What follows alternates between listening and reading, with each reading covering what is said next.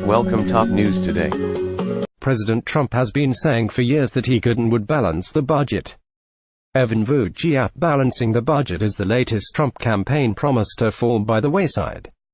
The Washington Post's Damian Paletta reports the White House is preparing to propose a budget that fails to get rid of the deficit over 10 years and instead seeks to merely reduce its growth by $3 trillion. This is not what Trump told voters he would do during the 2016 campaign, and even as recently as last year, when the White House claimed based upon questionable math his previous budget proposal would have eventually balanced the budget if enacted. At times, Trump has even said he would not only get rid of the deficit, but he would somehow wipe out what was then nearly $20 trillion worth of the national debt.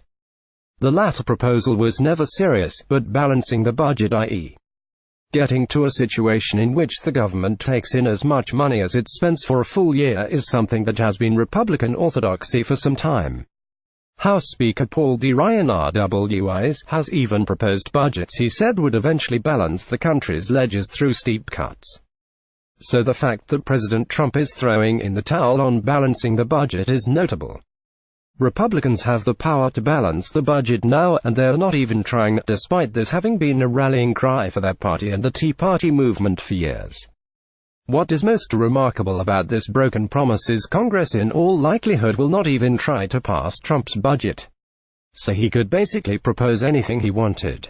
Apparently $1 trillion in tax cuts and $500 billion in new spending in Congress' bipartisan deal last week have made it too difficult to even stretch the numbers in a document that is almost purely hypothetical. Below are examples of what Trump has said about balancing the budget. We will balance the budget without making cuts in Social Security and Medicare. His weekly address on May 26, 2017. This is from 4 months into his presidency, and Trump still seemed to see a balanced budget as the goal. We are going to cut many of the agencies, we will balance our budget, and we will be dynamic again. A Republican primary debate on Feb. 26, 2016. Trump's previous budget aimed to eliminate 62 federal agencies. Getting rid of them has proved a challenge. If we don't take back our money and if we don't, balance up our budget, at least get it damn close and soon, we're not going to have a nation anymore. To InfoWars on deck. 2. 2015. Trump's new budget does not seem to get damn close to balancing the budget, nor does it happen soon. There is no word on whether this means the United States will cease to exist.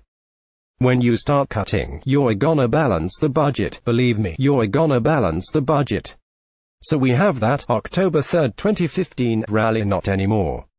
It can be done. It will take place, and it will go relatively quickly. If you have the right people, like in the agencies and the various people that do the balancing, you can cut the numbers by 2 pennies and 3 pennies and balance a budget quickly and have a stronger and better country. To Sean Hannity on Feb.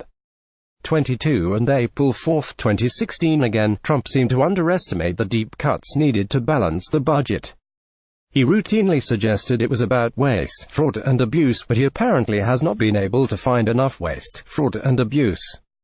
Trump said he would get rid of the national debt, which was $19 trillion at the time and is now $20.6 trillion, over a period of 8 years. Washington Post interview April 2, 2016. Again, this was never an attainable goal.